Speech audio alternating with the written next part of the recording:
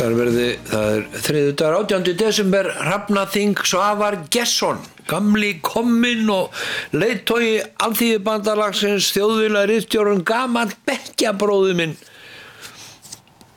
úr menntaskólanum í Reykjavík fyrir hálfri öld, gestur minn hér á eftir. Við tala bókina hans.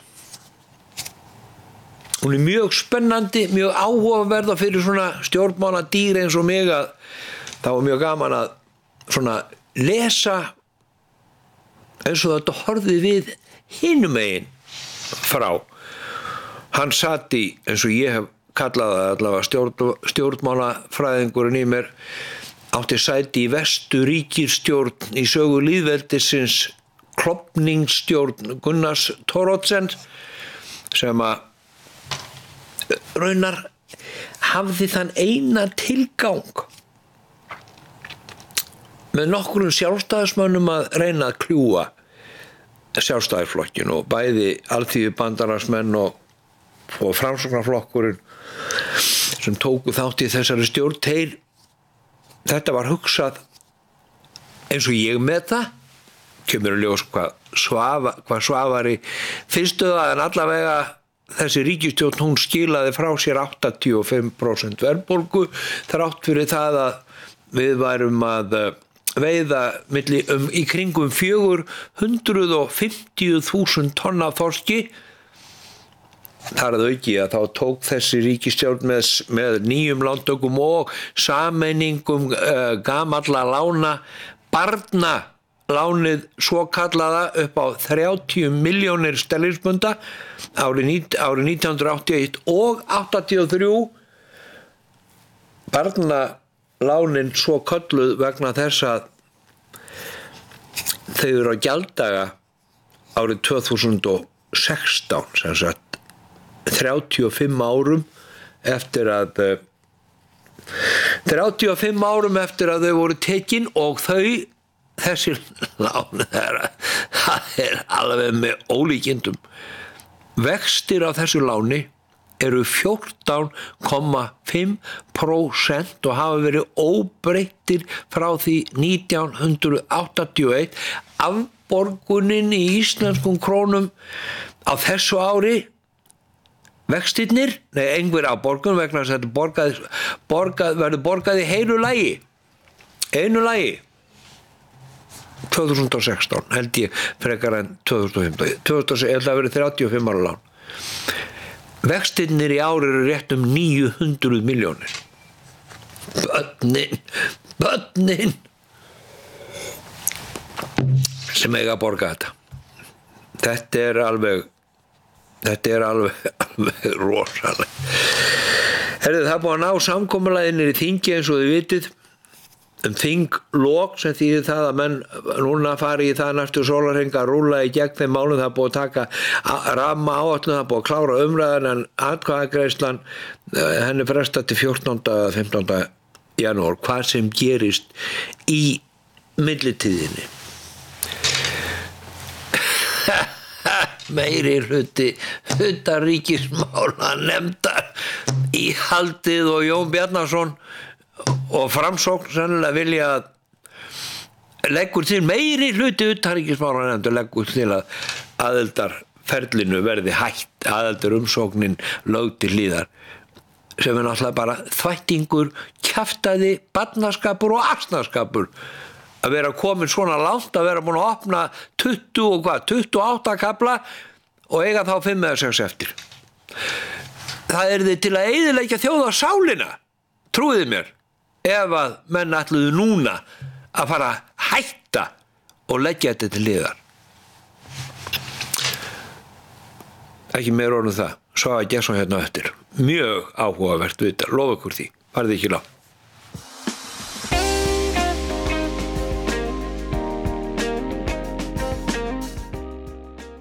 Óskum landsmönnum öllum gleðilegra jóla og farsældar á komandi ári. Þökkum viðskiptin á árinu. Ásborg, Smiðjuvegi 11, Kópavogi. Gleðileg jól og farsælt ár. Þökkum viðskiptin á árinu. Fjarðahótel, Fjarðaveitingar og Egilsbúð. Rafiðnaðarsamband Íslands óskar þér og þínum gleðilegra jóla og gæfuríks nýs árs. Við þökkum ánægjulegt samstarf á árinu. Með jólakveðju, Rafiðnaðarsamband Íslands. Gleðileg jól og farsælt komandi ár. Glæðir blómaáburður. Saltkaup HF óskar viðskiptavinum sínum og landsmönnum öllum gleðilegra jóla og farsæls komandi árs. Saltkaup HF. Metsölubókin Ég Zlatan Ibrahimović bók sem hittir í mark. Draumsýn bókaforlag, dsyn.is. Sendum landsmönnum öllum hugheilar jóla- og nýárskveðjur, athygli almannatengsl. Gjafir sem veita vellíðan.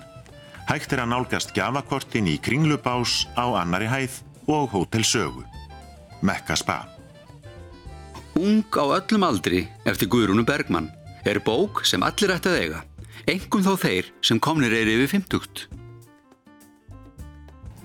Með blóm og skreytingar fyrir aðventuna. Fagleg þjónusta í 45 ár. Blómastofa Friðfinns, Síðumúla 20.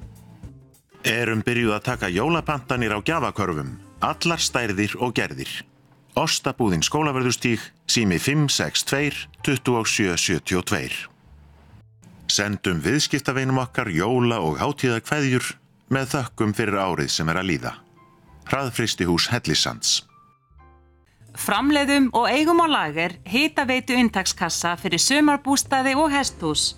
Blikkvík.is, sími 557 1555. Philips bílaperur lifa lengur. Stilling. Óskum öllum landsmönnum gleðilegrar jólaháttíðar. Fjölskyldurnar Seljavöllum Hornafirði. Parísarkonan Ernest Hemingway og Halley fyrstu konu hans hefur lotið einróma lof allan heim. Salka.is. Gleðileg jól og heillaríkt ár. Þökkum viðskiptin og bjóðum ykkur velkomin á nýju ári. Pétur og Nikolásson, pon.is. Að koma heim jólin, frábært tilboð á bílaleigubílum fram yfir áramót, einnig vetrarlega til einstaklinga og fyrirtækja, Route 1 Car Rental, Hafnarfirði. Sendum hugheilar jólakveðjur til sjávar og sveita. Iceland Responsible Fisheries. Innex innréttingar óskar viðskiptavinum og landsmönnum öllum gleðilegra jóla og farsældar á komandi ári. Óskum öllum okkar viðskiptavinum og landsmönnum gleðilegra jóla og farsæls nýs árs. Með bestu kveðjum frá starfsfólki Eyglóar heilsulindar. Hamborgarabúlla Tómasar, gleðileg jól og gleðilegt nýtt ár. Hamborgarar góðir milli jóla og nýjárs. Hafið það gott jólin. Hamborgarabúlla Tómasar. Okkar bestu óskir gleðileg jól og farsælt komandi ár.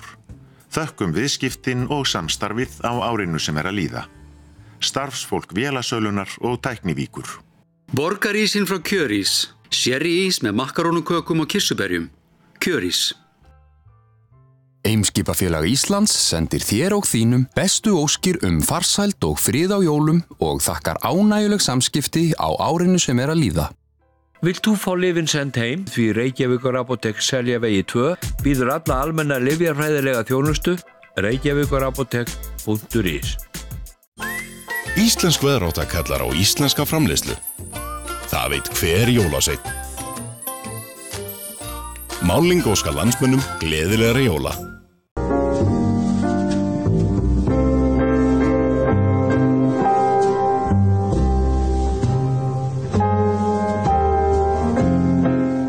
Hæde, úra og skartgripaverslun Glæsibæ. Game of Thrones, loksins á íslensku. Stórkostlegasti sagnabálkur síðari tíma. Mögnuð bók fyrir spennufíkla á öllum aldri. Ugla. Enn fá við hjá B&T réttingarsbrautun viðurkenningar, 5 stjörnur frá Sjóvá og gæðavottun frá Bílgreinasambandinu, staðfesta úrvalsvinnubrögð og besta tækjabúran sem völ á. B&T þú vilt vera viss. Arnaldur, það bara verið að gera jólainkaupin. Átt þú ekki að vera í vinnunni? Þú fær gjöfina hjá aha.is. Hvar og hvenær sem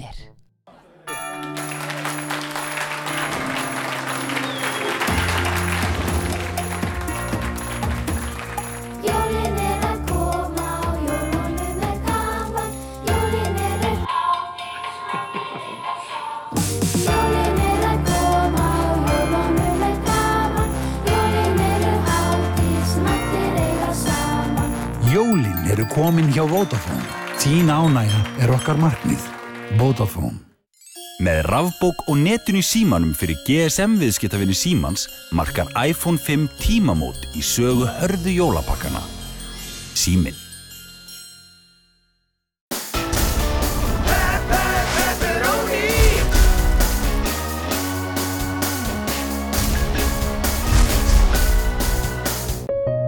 Tempur-Dina færði til að finna þína þægilegustu stöðu og styður við þig þar, sem gefur þér þá tilfinningu að þér finnst þú svífa og veitir þér besta mögulega nætursvefn. Betra bak.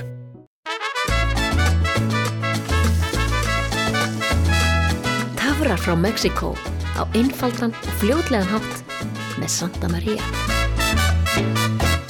Komdu í Krónuna og kíktu á öll frábæru tilboðin. Yfir 200 tilboð í hverju viku, sjá nánar á krónan.is. Krónan fyrst og fremst ódýr. Hefur þú lent í umferðarsleysi? Þá áttu rétt á bótum. Fáðu ókeypis ráðgjöf hjá sérfræðingum okkar. Málsbætur, þú átt réttinn. Þú ert að horfa á INN, Íslands nýjasta nýtt. Það er aftur Svavar Gestsson, stjórnmála skörungur og leiðtogi og yfirkommi til áratuga. Gamall skólabróður minn og fleiri stórmenna í íslensku menningar og pólitísku lífi í bekk með okkur. Í 4. bekk voru meðal annars Megas og Þráinn Bertelsson, heiðurslauna listamenn og ýmsir sendiherrar og alls konar, en eftir 4. bekk þá hvarf Svavar. Bara allt í einu og ég bara sá hann ekki meir fyrir en hann var komin að Þjóðviljan og ég á Mokka. En hann er sestur hérna núna, sestur í Helgarstein, Friðarstein, lítur eiginlega bara fjandi vel út. Velkomin. Gaman að sjá þig. Sömuleiðis Ingvar. Ég ætla að spyrja þig vegna þess að ég veit að þú ert búin að starta krabbameinir og margir sem við þekkjum. Hvernig líður þér? Bara, ég er alveg öllu í járnum. Öllu í járnum? Já, ég er búin að vera núna á 30-40 viðburðum í tengslum við þessa bók, skilurðu. Þannig að ég er bara Ég meina, Svavar, þegar maður lendir í svona, Óli bróðir minn heitinn Tínnes, hann veiktist líka. Já. Þér eru aldrei orðið misdægurt meira og minna allt þitt líf. Ekki segir hún minnustu nokkuð tíman á það í bókinni. Nei. Svo allt í einu, þá kemur eitthvað svona. Já. Það var ræðs mikið högg. Og menn taka sjálfan sig í gegn og svona horfa í spegil og annað. Hvernig voru viðbröðin og hvernig hefur breytt þér að þessi barátta? Ég var náttúrulega hræddur fyrst, bara beinlínis hræddur og sleginn. Og var það í raun og veru lengi, þar að segja þessa mánuði sem að ég var aðalega að glíma við þetta. Nú síðan fer ég í uppskurð og það gengur allt mjög vel og það hefur bara gengið alveg ótrúlega vel, satt að segja. En það er alveg rétt hjá þér að maður svona hugsa sig þegar þú lendir í þessu, hugsa sig horfir á lífið öðruvísi, þú ferð að horfa í kringum þig. Sko, ég er þessi tegund sem að þú veit kannski líka sko, að maður er alltaf að æða inn í morgundaginn, maður er alltaf að hugsa hvernig verður dagskráin á morgun.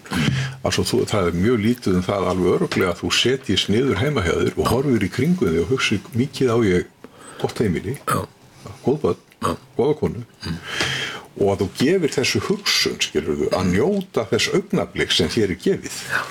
Það hugsa maður út í þegar maður lendir í svona. Og það í raun og veru er dýrmætt að geta notið augnabliksins og þurfi ekki alltaf að vera að æða út úr því inn í framtíðina. Þú ert hauga barnabörnum og jafnvel barnabörnum. Já, 3 langaafbörn. Sko, við vorum, sko, ég var 20 ára þegar ég átti Svandísi og Svandís var 20 ára þegar hún átti Odd og sonur Odds er 30 ára. Og svo á Auður, systir Odds, hún á 2 dætur. Þannig að Svandís er 3-föld amma og ég er þar af leiðandi 3-föld langafi og mamma mín, langamma, 3-föld í gegnum þetta því að hún var 20 ára þegar hún átti mig, fædd 1924. Þannig að, og ég á sem sagt 11 barnabörn og 3 langaðabörn og svo Guðrún 6 barnabörn. Hvað ertu mikill afi? Ég alveg svaka afi, þú veist, ég meina, það einhver mesta gleði sem ég fengi í lífinu. Það að vera afi. Já, ég var náttúrulega ungur afi, sko, ég sem sagt 40 þegar Oddur fæddist og það var alveg ferlega gaman, sko, og ég hef alltaf haft mikla auðnun af þessu liði, satt að segja. Og eina sem það, mér finnst ég ekki hafa nógu mikinn tíma til að sinna þeim öllum eins og ég gjarnan vildi gera.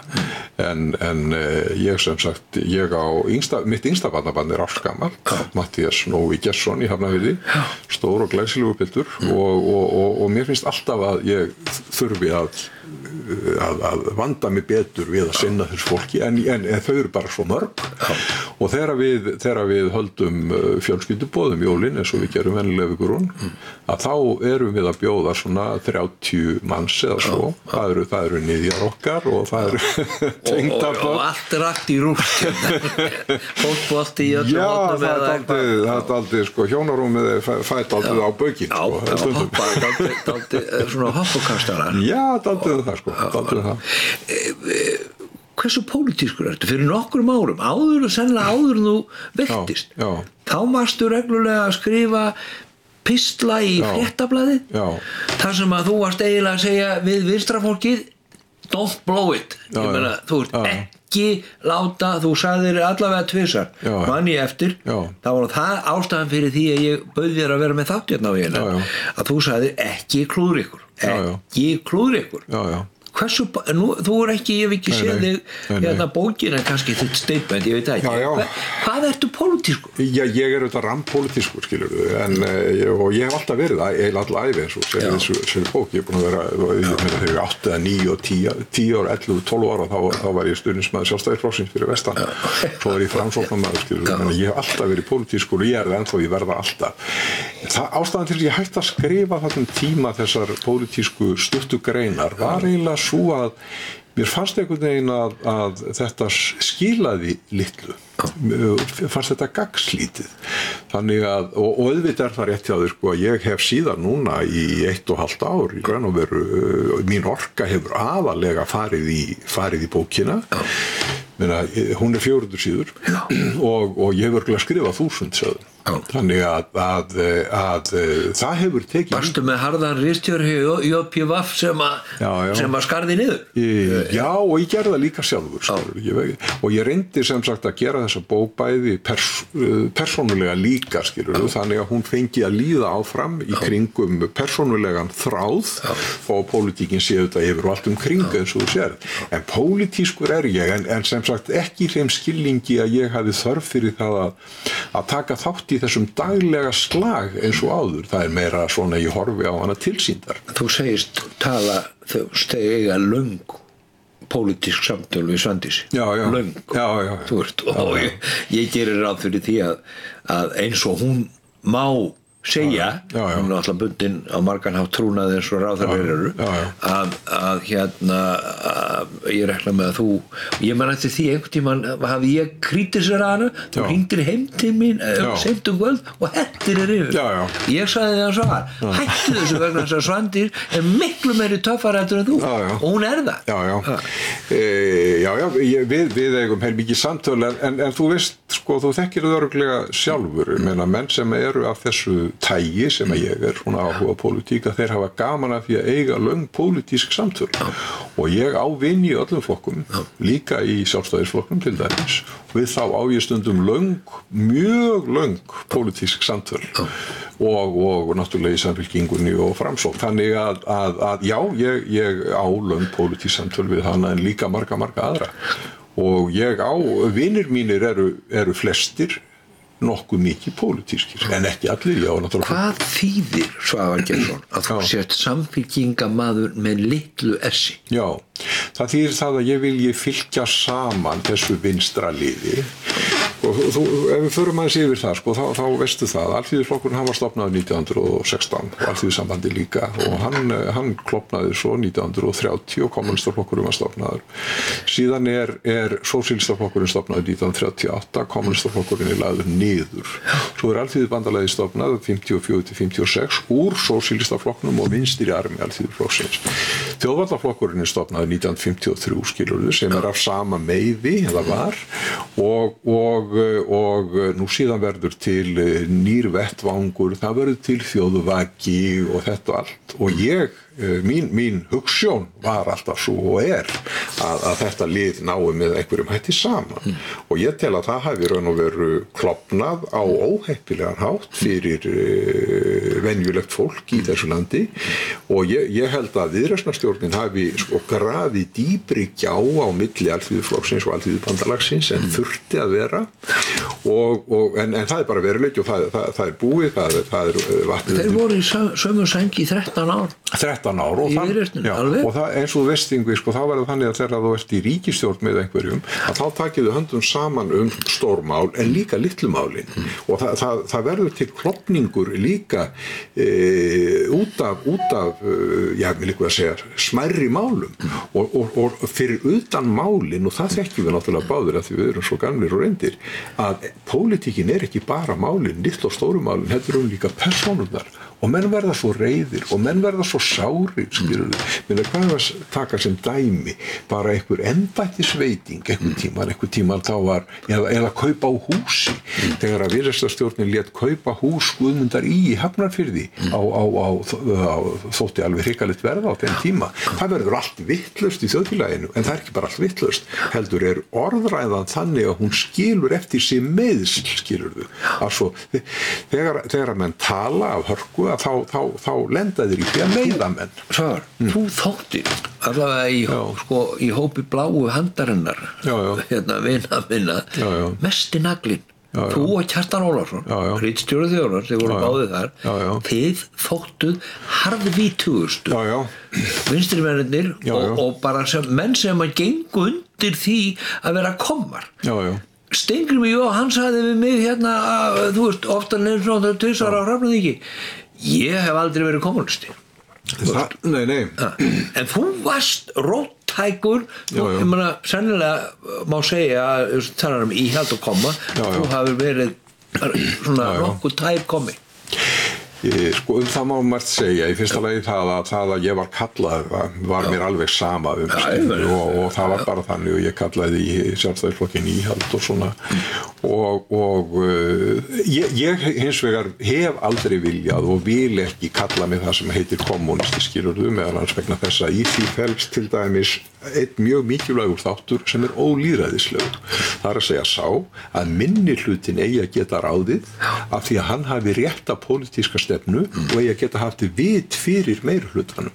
og eins og þú tekur eftir í þessari bóka þá sagði ég einhvern tíma við Einar Olgeirsson sem var með okkur á lesing Einar, hvernig eiginlega getur þetta verið að minnihlutinn bara fámennur hópur ákveði að stjórna án þess að spyrja meirihlutann hina fátæku alþýðu og þá náttúrulega sagði Einar þetta sem að satt í mig lengi og situr enn já það vegna þess að þessi hópur, kommunistaflokkurinn veit hvað alþýðunni fátæklingunum fyrir bestu skilur. Hann sagði þetta og þetta þoldi ég aldrei skilur og þessi sjónarmið þannig að í þeim skilningi ég ekki kommunisti skilur og hef aldrei verið og ekki Kjartan heldur en auðvitað vorum við kannski harðastir af öllum af hverju vorum við það? Af því að við vorum með þjóðviljan skilur, þjóðviljin var rödd okkar og hreyfingarinnar á hverjum einasta degi og ég hef stundur sagt að núna það er verið að finna að Morgunblaðinu, ég get margt fundið að því og ég hef oft sagt eini gallið Morgunblaði í dag sá að það engin þjóðvilji það verður raun og veru, það vantar mótvægi, vantar hörkuna hinum megin frá til þess að svara því þegar þörf krefur en við vorum þessi harka og auðvitað bjuggu andstæðingar okkar til úr okkur kannski ennþá harðari nagl en við raunverulega vorum eins og við bjuggum til úr andstæðingum okkar hinum megin þið bjuggu til frontin þið voru þessi frontin og kannski ef eitthvað var þá var Kjartan Ólafsson talinn harðari naggur heldur en þú en þið voruð svona eiginlega holdgerfingur vinstri versus hægri þið voru það svolítið merkilegt að þegar þú þegar þú ferð inn í það sem ég kalla vestur ríkisstjórn lýðveldisins ríkisstjórn Gunnar Thoroddsen sem að ég segja hafi verið ríkisstjórn vondra verka vegna þess að hún náttúrulega af honum stofnuð til þess að hefna harma í Sjálfstæðisflokknum. Ég segi eftir að hafa lesið bók Guðna Gunnar Tómasson, ég held í fram að Sjálfstæðisflokkurinn hafa verið á mis við það að Gunnar lendir í hinum kattinum í valdaklíkum, það tekist á, það alveg svo gerist nú heldur betur í Alþýðubandalaginu þegar þú ert að syngja þig síðasta sem leiðtogi, en þú ferð, þú og Framsóknarflokkurinn, þið takið þátt í þessum hefndaleik Gunnar Thoroddsen og þegar þið skilið af ykkur og verðið starfsstjórn eftir að hafa setið raunar að beiðni Sjálfstæðisflokksins eftir að hafa löngu verið búin að lifast í sundur, þá var ennþá milli 80-90% verðbólga og þú segir í bókinni aðalega vegna þess að verkalýðshreyfingin vildi ekki sjá á nokkrum vísintölu punktum. Já, það er alveg rétt og það var náttúrulega líka vegna þess að við vildum standa við okkar kosningaloforð, skilur við, en við lentum náttúrulega alveg því sama eins og stjórn Hermanns lendi í þetta 1958 að verkalýðshreyfingin sagði þeir eru hingað ekki lengra á og þar með var það þannig að við gátum í raun og veru ekki hreyft okkur eins og ég hefði viljað í þessum verðbólgumálum og það var þetta til þess að sú stjórn, Gunnarstjórnin, að hún teppalagði fyrir ríkisstjórn Stegnis Hermannssonar sem bannaði kauphækkanir eins og mannst, fristi kaup algjörlega í 2 ár en lánskjaravísitalan hún fékk að spinna áfram og það var til mist gengiskynslóðin, þú manst eftir því öllu saman, sigtúnshópurinn og allt þetta og fólk misti eignir sínar í stórum stíl og það var alveg ferlegt en þetta með að þetta hafi verið vondstjórningu minn ég segi þetta er mín pólitísk stjórnmálafræðislega Yngvi, ég satt nefnilega allan tíman sem þingfréttamaður sjónvarps og horfði á þetta allt frá upphafi og hætti með ykkur Sko, ég ætla að segja það að sko, þessi stjórn var að mörguleiti góð stjórn þar sem að hún skilaði til dæmis í félagsmálum félagsmálapakkarnir urðu til í þessari stjórn að svo þjónustukerfið aldraða og við fatlaða ný lögum heilbrigðisþjónustu og fleira af þessu tagi var til í þessari stjórn og allt gott það að segja þessi stjórn var auðvitað vondað ykkar mati meðal annars vegna þess að hún náttúrulega rak fleyg í Sjálfstæðisflokkin og það hefur stundum verið sagt að það hljóti hafi verið alveg auka skemmtiatriði fyrir einhverja hjá okkur. Ég ætla að segja þér að því að þegar að Gunnarstjórnin var borin upp í miðstjórn Alþýðubandalagsins þá erum við nú vön að halda margar ræður í miðstjórnum og vorum í miðstjórnum Alþýðubandalagsins. Enginn minntist á þetta sem ástæðu fyrir því að rétt væri að fara inn í þessa stjórn. En það er ég ekki alveg viss sko. En það sem er merkilegt eftir á að hyggja er það að Sjálfstæðisflokkurinn ákveður svo að fara í stjórn undir forystu Framsóknarflokksins sem hafði haft forystu þessa stjórn ríkisstjórn Gunnars Thoroddsen því að hver var það sem talaði við Alþýðubandalagið fyrstum að mynda þessa stjórn það var Framsóknarflokkurinn Steingrímur kemur til mín eins og ég segi frá þessar bók Hermannsson kemur til mín og segir eru þið til í að mynda stjórn með okkur og 2 frá Gunnari ég veist ekki hvað hann átti við þannig að það var alltaf merkilegt hvað Sjálfstæðisflokkurinn var í erfiðri stöðu og hann er svo svakalegri stöðu að formaður flokksins hann er ekki kjöri á þing hann er í 7. eða 7. sæti á lista Sjálfstæðisflokks í Reykjavík og samt er það þannig sem sýnir líka hvað Geir nýtur mikla virðingar okkar sem að vorum í pólitíkinni þá að hann fær samt stjórnarmyndunar umboðið fyrstur þó hann sé utan þings enginn gagnrýndi það á þeim tíma en ég tel að þetta hafi mörguleiti verið góð stjórn aðal gallinn við hana var þetta með verðbólguna og það var slæmt að hún skyldi ekki fara frá fyrr og að nokkuru leiti voru við fangar Sjálfstæðisflokksins því að Sjálfstæðisflokkurinn vildi ekki efna til kosninga 82 því þá var staðan þannig að Gunnar hefði alveg getað átt til að fara fram með sérstakt framboð heldur vildi Sjálfstæðisflokkurinn frekar halda þessu inn á árið 83 svo flokkurinn yrði sameinaður og kosta því til sem þurfti eins og Friðrik segir frá Sófusson í þessu það er náttúrulega alveg í minni bóka Krista Terta það sem bjargar Sjálfstæðisflokksins er eins einstök hæfni Ólafs G. Einarssonar þingflokksformanns til, ég meina ég var að það segja þingfrækmaður sjónvarps ríkisins að horfa á hérna á sem sagt klofinn flokk og horfa á Pálma og Friðjón sitja þarna með svip í ráðherrastólum og öðru slíku öllu þessu heldur Ólafur G. Einarsson saman en þegar þú segir að stjórnin hefði átt að vera fallin ári áður þið fáið raunverulega bara vissið þess að frá fórustu Sjálfstæðisflokksins sem segir þið verður bara að sitja áfram þannig að minni hlutastjórn í faktist í skjóli það var sem sagt þannig haustið 82 sko, þá lagði það til í ríkisstjórninni fyrir hönd Alþýðubandalagsins að þingi yrði rofið og það yrði efnt þá til kosninga og Gunnar vildi það ekki þá og hann hafði þingrofsvaldið hann saumaði það inn í stjórnarsáttmálanum og það í öllum stjórnarsáttmálum sko, það var ekkert að rjúfa þing nema hann væri með í því og það náttúrulega það sterka við að vera forsætisráðherra skilur þá hefur þú það vald og getur neitað að nota það nema þegar þér þóknast þannig að það raun og veru þannig haustið 82 að Gunnar hann vill ekki rjúfa þingið og efna til kosninga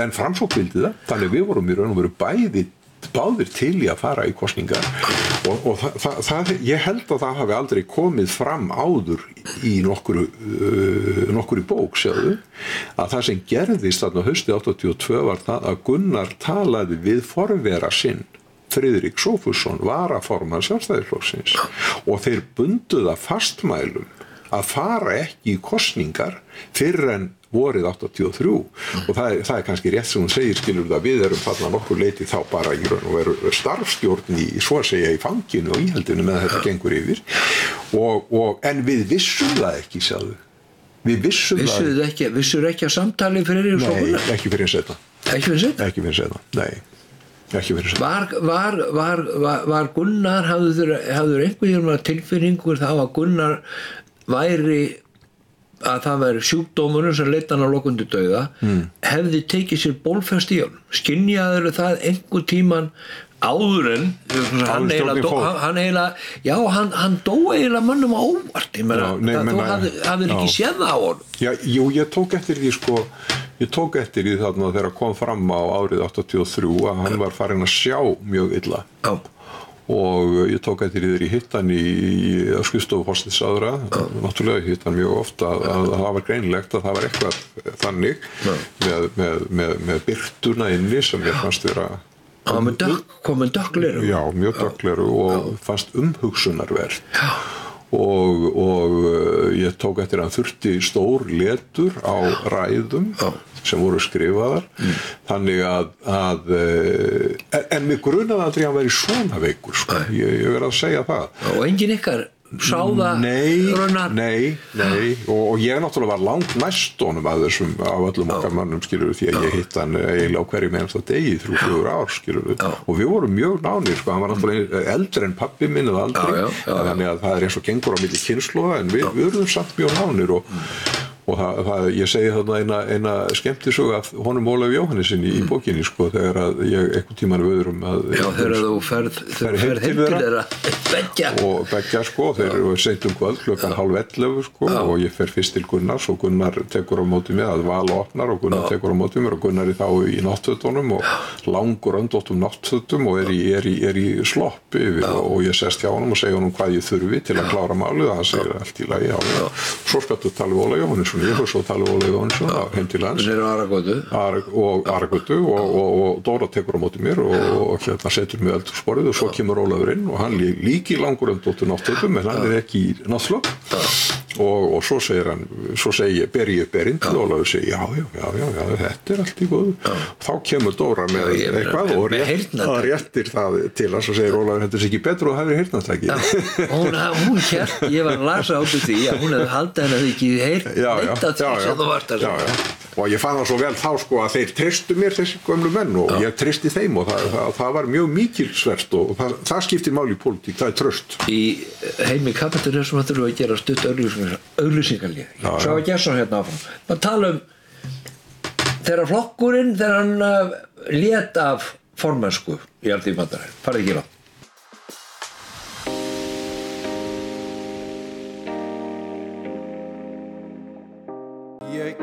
undir gluggan þín, Emma.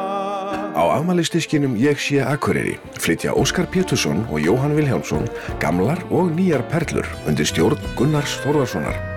Vandaður og skemmtilegur diskur. Ég sé Akureyri, tónlistargjöfin í ár. Ég sé Akureyri. Blekhylki.is Seljum ódýra tónera og blekhylki í flestar gerði prentara. Blekhylki.is Fjarðargötu 11 Hafnarfirði. Óskum landsmönnum öllum gleðilegra jóla og farsæls komandi árs. Framsýn Stéttarfélag Þingeyinga.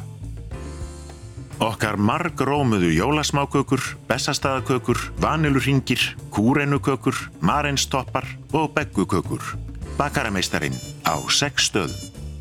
Gjafakort bónus gjöf sem kemur á góðum notum fyrir alla. Þú kaupir inneign á kortið að eigin vali, kortið gildir í öllum verslunum bónus. Sparaðu tíma og fyrirhöfn gefðu gjafakort bónus. Þú ert að horfa á INN, Íslands nýjasta nýtt. Sér aftur Svavar Gestsson, fyrrum leiðtogi Alþýðubandalagsins til margra ára.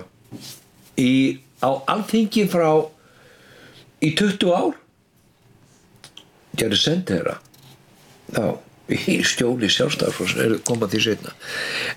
Ég las af áhuga, ég man ekki svo, þú veist, þegar þú varst að hætti í pólitík, þú varst bara að vera alveg opáslega lengi og bara eins og, þú veist, var Geir Hallgrímsson, það var bara fullt af sjálfstæðismönnum bara búið að fá leið á honum. Enginn að efast það, þetta var drengskapa maður af fyrstu gráðu, en hann hafði svolítið sérstaktan talenta, ég lenti í því upp á sjónvarpi að menn kvörtuðu af flokkskrifstofunni þinnu og fleirum yfir því að Geir fengi meiri lengri tíma. Ég var í sem gamall mokkamaður, allur undir það, þannig að Geir fengi lengri tíma. Og ég bara skildi þetta, ég var með klukkuna, menn fengu ef þau þetta kommentera, það voru 60 sekúndur og það var bara that was it. Svona einn skriftan upp á sjónvarpi sem var að þá var sko velritaður það sem sagt var í fréttunum að það kemur í ljós að það tekur Geir Hallgrímsson 20% lengri tíma að segja jafnmörg orð og þú og þannig að þegar ég var að kvarta á hann eða láta hann virti fyrir lengur þá voru jafnmörg orð sem að koma út en það gerist eitthvað, þú ert ungi eldhuginn sem að verður formaður flokksins og svo grotnar hann í sundur eiginlega og endar á því að þú grætir á öxlinu og gerir horti á Akureyri held ég og segir hvað verður mig hvað gerist það þannig ef menn eru of lengi eins og Steingrímur er búin að vera alveg ægilega lengi núna að þá molnar stuðningurinn í burtu.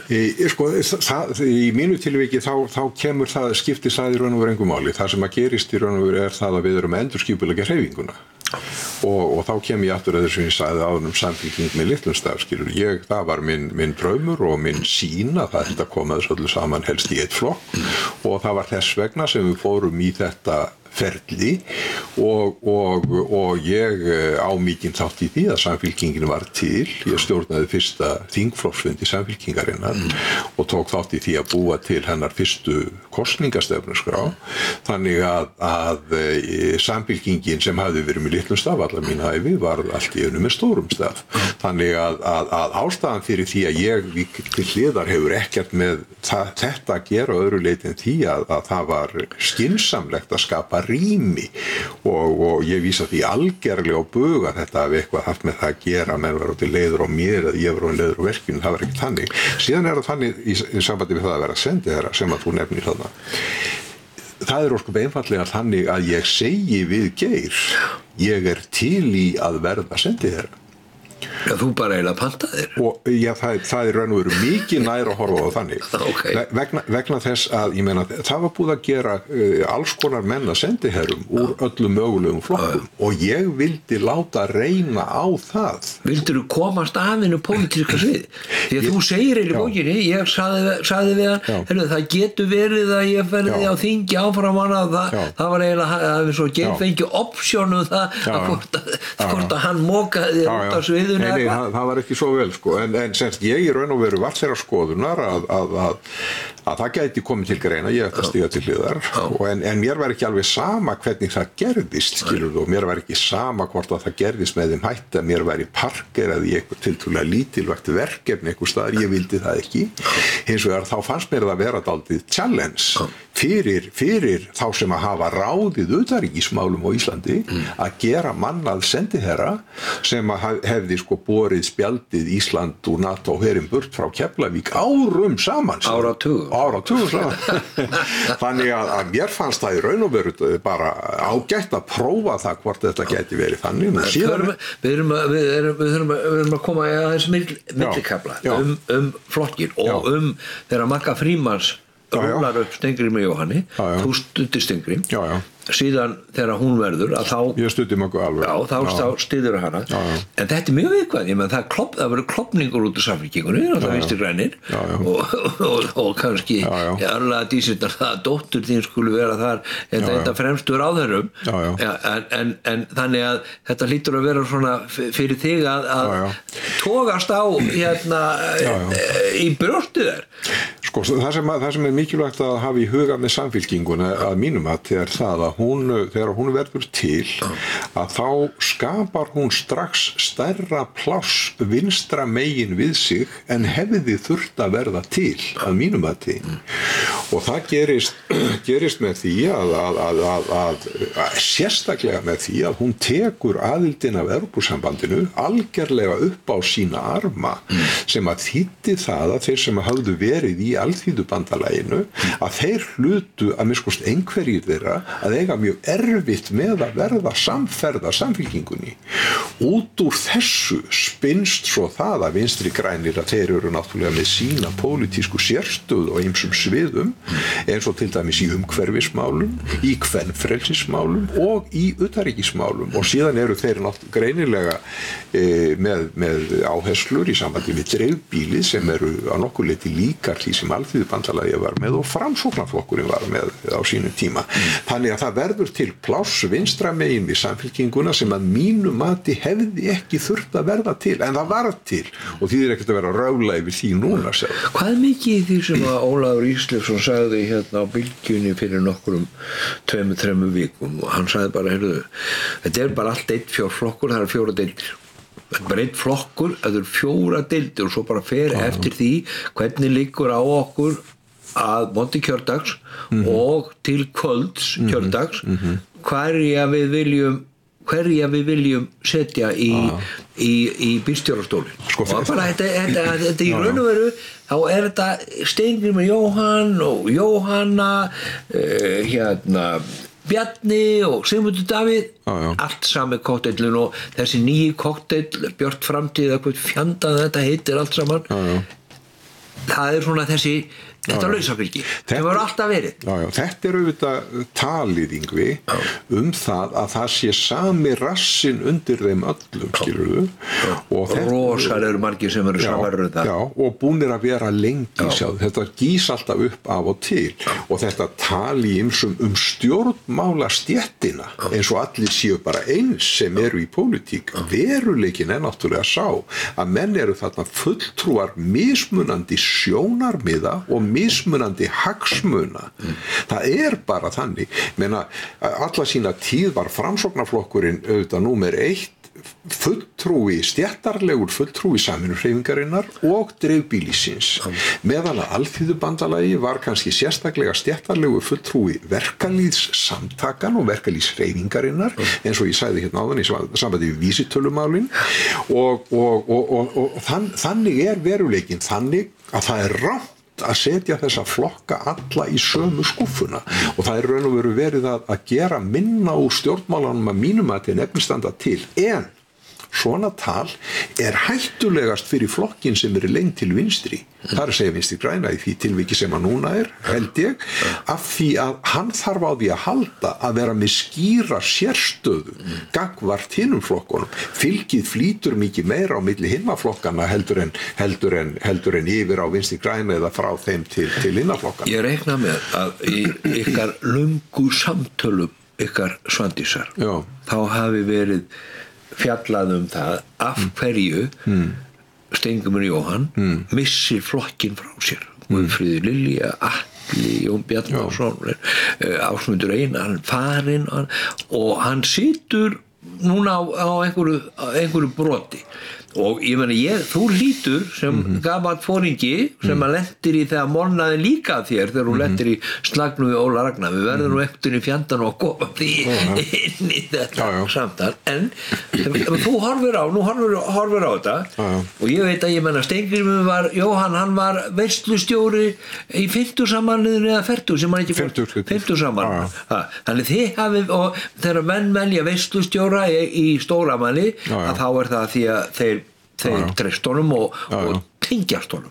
Og ég meina, þú lítur að horta á svona, þegar þú átt að skrifa pislana, ekki passið ykkur, ekki missið út úr höndunum okkur. Á hverju klekkaðar? Ég ætla að segja fyrst þetta Yngvi, að því þú nefnir Alþýðubandalagið og átökin á milli sem kennd við mig og Óla Ragnar sem þú gerir það í bókinni bara rosalega mikið undir rós og kurteislega. Já, kurteislega vona ég allavega að sko þar var veruleikinn sá að flokkurinn sem slíkur hann hélt alltaf saman, skilurðu, að þingmenn þess flokks væru hlaupandi með mál inn í þingið að það hefði áður verið rætt í þingflokk. Það var ekki til í dæminu og það var enn síður til í dæminu að ráðherrar úr þeim flokki snerust gegn flokknum í ræðustól og Alþingi að þess að formaður flokksins eða einhverjir slíkir vissu það var ekki til. Þannig ég ætla að segja þessi staða í Alþýðubandalaginu var allt önnur en í Vinstri grænum ég veit ekki hvernig ég á að skýra þetta, ég bara bendi á það að þetta náttúrulega tiltölulega nýlegur flokkur.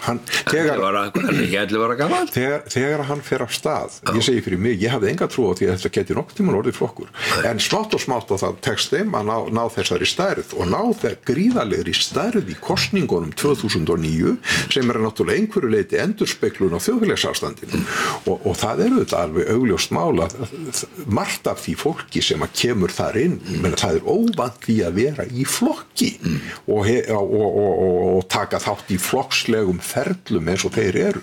Ég meina, Ögmundur Jónasson kallaði það endalaust hjarðkvöt eða eitthvað þess áttar þegar menn voru að reyna að vera saman meðan að það var höfuð kostur verkalýðshreyfingarinnar þegar hún var í verkfalli að menn færi ekki og stunduðu verkfallsbrot eitthvað starf annars staðar, menn átti að vera saman allt í einu það dyggð að sprengja allt í loftu.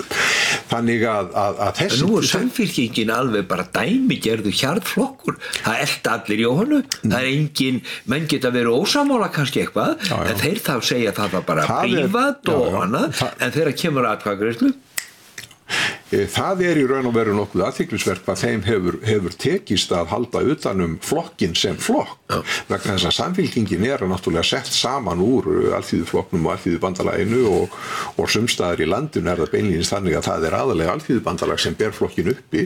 Ég var að lesa upp hérna úr bókinni minni á Selfoss daginn og þetta voru allt saman gamli félagar sem það bara mjög gaman en það aftur öðruvísi þegar ég var að lesa upp í Kópavogi eins og gengur þannig að það aðeins misjafnt en samfylkingunni hefur tekið svona í meginatriðum að halda utan þetta en fyrir utan þessa tilteknu einstaklinga sem þú nefndir í Vinstri grænum eða sem voru kosnir á þing fyrir Vinstri grænu og ekki til Vinstri grænum lengur að fyrir utan það að þá virðist þeim vera að takast að halda sæmilega saman sem eru þar eftir allavega. Þegar þú horfir á stefnu þessar, hún ætlar ég segi, hún virðist ætla að lifa það má eitthvað mikið gerast þannig að með hreyfinguna sem björgunarbelti innan gæsalappa að þá má eitthvað mikið gerast til þess að það breytist þannig að þetta verða skýra átök í kosningunum.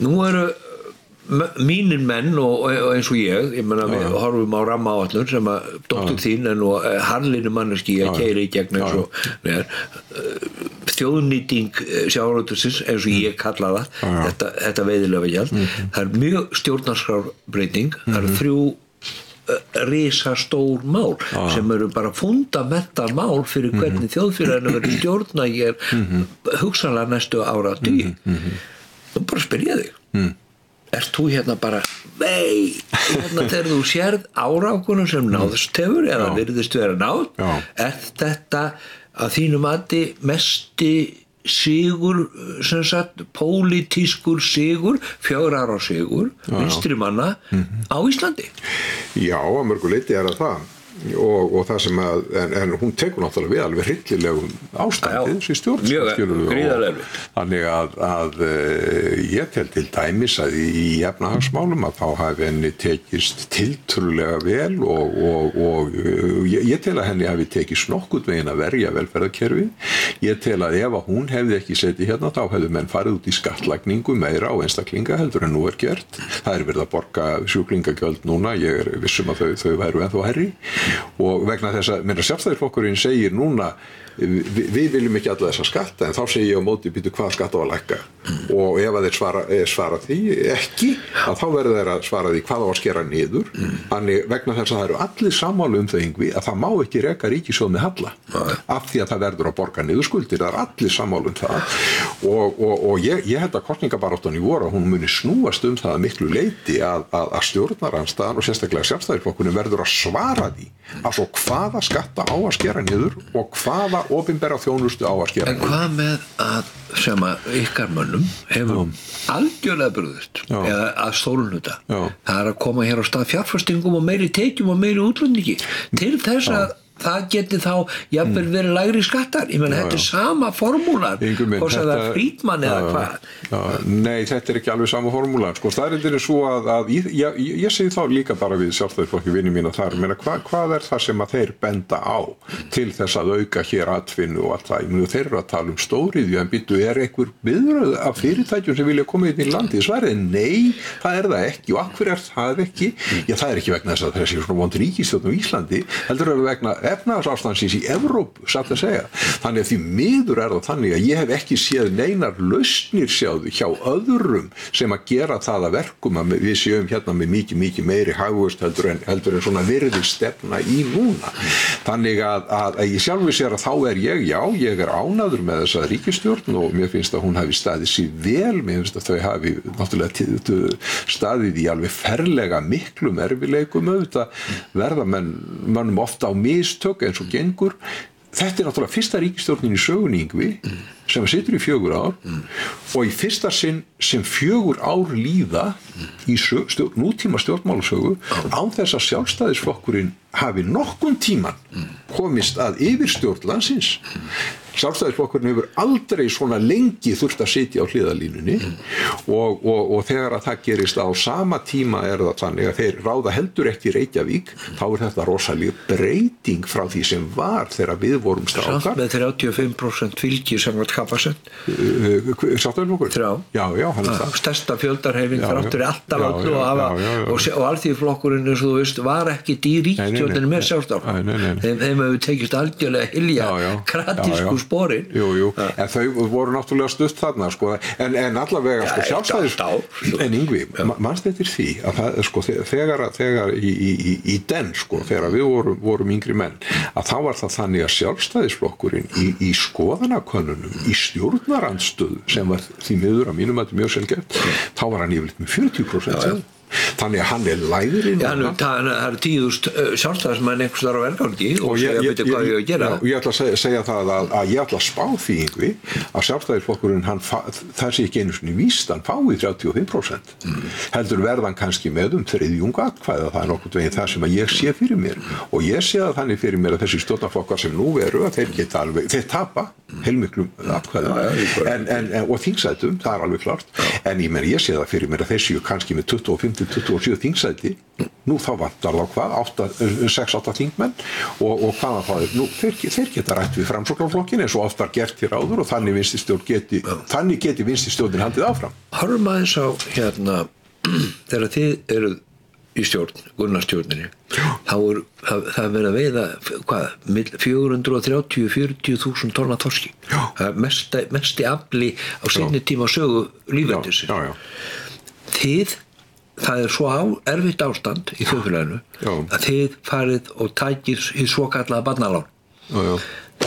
81, 83, 30 miljón sterlispund með 14,5% af vöxtum sem eru óbreyttir enn þann dag í dag, Svavar, og í ár eru borgaðar í vexti af þessu barna 890 miljónir.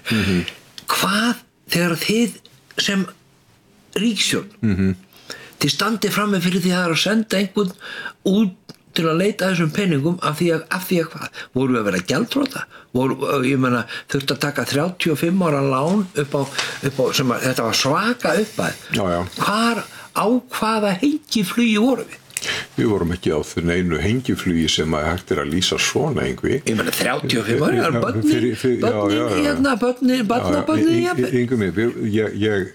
ef ég man rétt, þá voru menn þarna að breyta alveg hreint kraðaki af erlendum lánum sem við vorum hvortið með í eitt langt lán og þau lán hefðu ekkert verið tekin í okkar tíð og ég bara segi það alveg eins og ég man ekki eftir nokkur í gagnrýni. Ég er að spyrja hvort það var einhver neyðafundur, landið er að fara á hausinn, þú veist, og bara það var þannig, það var ekki eins og beðum utandagskrár umræðu á Alþingi. Sjálfstæðisflokkurinn baði ekki eins og utandagskrár umræðu á Alþingi vegna þess að þetta þótti svo algjörlega sjálfsagt mál og ég ætla bara að nefna það Ragnar Arnars var þetta fjármálaráðherra og hann var yfirleitt talinn varkár og góður fjármálaráðherra. Ég man eftir blaðamannafundum með Ragnar Arnars þegar að vera að kynna fjárlögin og flottari performansa hef ég ekki séð Svavar Gestsson hvorki fyrir nér síðar. Ég meina hafandi allt undir kontról þetta var stand-up Ragnar var, satt að segja Ragnar var, það var í fyrsta sinn sem við fengum fjármálaráðherra, það var Ragnar og Gunnar í Thoroddsen fannst það í raun og veru mjög rausnarlegt að láta okkur hafa fjármálaráðherra allt á hausnum en síðan var það þannig að ríkissjóður var rekinn þessi ár sem að Ragnar var fjármálaráðherra, þá var hann rekinn öll árin í jafnvægi, þannig að þessi lánabreiting sem þarna er að ræða að hún er fyrst og fremst til þess að dekka alveg kraðak af einhverjum erlendum löngum lánum, en vandi var sá að svo viðskiptakjör fóru þarna versnandi og svo er náttúrulega þessi vísitöluskrúa, hún er alltaf á eftir okkur og hún skapar alveg stöðugan vanda eiginlega á öllum sviðum. Tíminn flýgur frá okkur alveg það sem skelfilegt við þyrftum eiginlega annan þegar horfir á ástandi núna og horfir á haugin af barnaböndum og barnaböndum sem að þú veist eiga öll eftir að lifa og annað. Svandís hún sagði þegar ég var alltaf virta við hana þó ég gagnrýnt hana harðlega, hún sagði þegar hún tók við ráðherraembætti þetta embætti er hryggstykkið í stefnu flokksins mín og ég mun standa það fastur og hún hefur ekkert þú veist, ég meina þó ég er svo ósamala þegar þú horfir núna á ástandi og það er að líða að loku, það eru eftir 130 dagar AMX af líftíma þessar ríkisstjórnar það verður engin sæla fyrir hvern sem að tekur við stjórnar taumunum eftir næstu kosningar það er þú veist, sjálfstæðisflokkurinn kemur ekkert og deilir út hérna silfurpenningum hér og þar og líðurinn stekkur eftir honum á hvaða leið núna efnahagslega erum við að fara það er Grafarvogshverfið í heild sinni er í Noregi formaður Trésmiðjufélagsins gamla sagði mér, við vorum saman á sunnudagskvöldinu hann var með 2300 félaga 450 eru farnir segir hann og þeir mun ekki koma aftur hvar erum við, hvert erum við að fara og hver eru verkefnin sem að munu blasa við þeim sem að taka við. Það eru mörg, þau eru náttúrulega að halda við hér efnahags- og atvinnulífinu þannig að það geti styrkst og haldið áfram að styrkjast, það er auðvitað mjög mikilvægt. Ég meina, ég geti sagt þessu orð og þú en það í alvöru tala, þá er það náttúrulega stóra málið og þyngsta málið og svona umhugsunarverðasta á því sviði á næsta kjörtímabili eru gjaldeyrishöftin, það þarf að losa þau og það þarf að undirbúa það vel og það verður kannski svona eitt stærsta málið á næsta kjörtímabili. Annað mál á næsta kjörtímabili sem verður auðvitað mjög stórt það hvernig gerist það að þá verði greitt atkvæði aðild Íslands að Evrópusambandinu. Ég reikna með því að það geti farið svo og þá, ég reikna með því að það verði fellt, sjáðu, og þá það mál frá í íslenskum stjórnmálum og ég held að það svo það fyrir sig gott að koma því bara frá. Nú spyr ég þig, finnst þér að það er að hætta verkefnum konu, það eftir 7 kaflar núna sem á eftir opnar, ég bara spyrir þig. Nei, ég held að máli sé ekki þannig að það eigi að hætta þessu. Við erum að klára þetta. Ég held að sé ekkert annað að gera, en síðan ætla ég að segja annað við Yngvi sem að var dálítið merkilegt mál í þessu samhengi að nú verið að tala það að það verði til eitthvað sem heitir fjármálaeftirlit Evrópu, skilurðu, og það þannig þá að við eigum að hugsa fyrir því að verða með einhverjum hætti aðilar að því án þess að vera í Evrópusambandinu eins og við erum nú aðilar að Schengen, sjáðu, vegna þess að ég held að það hættulega fyrir okkur geti verið það að lenda í sama brjálæðinu aftur og við lendum í. Við þurfum að hafa stjórntæki til þess að halda utan það og þegar ég var í Svíþjóð og sendið þeirra þá spurði ég konu sem hafði starfið á breska fjármálaeftirlitinu hvernig líst þér á strákana íslensku útrásarvíkingana, bara góðir strákar svona, góðir duglegir menn. Já, og finnst þér þetta bara gott? Já, bara fínt, en það eitt sem ég hef áhyggjur af svona. Hvað það, sagði ég, að eftirlitsstofnunirnar séu svo veikar. Og ég hugsaði þetta alltaf síðan og ég vil þess að segja það mjög mikilvægt að við reynum að ná utan þessa hluti aftur af því eins og ég segi í þessari bók, sko, kapitalismin, við komum til með að hafa hann lengi áfram, við komum til með að hafa hann til að dreifa vörum og þjónustu, það alveg á hreinu, en það þarf að vakta hann. Því að kapitalismin, ef hún ekki stjórnað, þá hann varasam skepna. Svavar Gestsson, kæra þakkir, ég ætla bara að segja við ykkur, skoðanabræðið minn úr bláa höndur hvað sem ykkur finnst Svavar Gestsson og Alþýðubanni, þá þessi bók feiknarlega áhugaverð og fyrir svona stjórnmála dýr eins og mig og aðra að þá nauðsynlegt og ég segi algjörlega nauðsynlegt að lesa þessa hlið, það margt sem skýrist fyrir utan það að náttúrulega maðurinn blaðamaður og ritstjóri og afskaplega lípurlega skrifuð og hana nú og hafið þetta finnst það ekki búin að ákveða hvað verður ég átt að sjá hvað gerist niður í þingi til að sjá hverju gestirnir verða á 15 áður en heimastjórnin tekur sér jólaleyfi. Takk fyrir í dag. Takk fyrir Yngvi. Takk.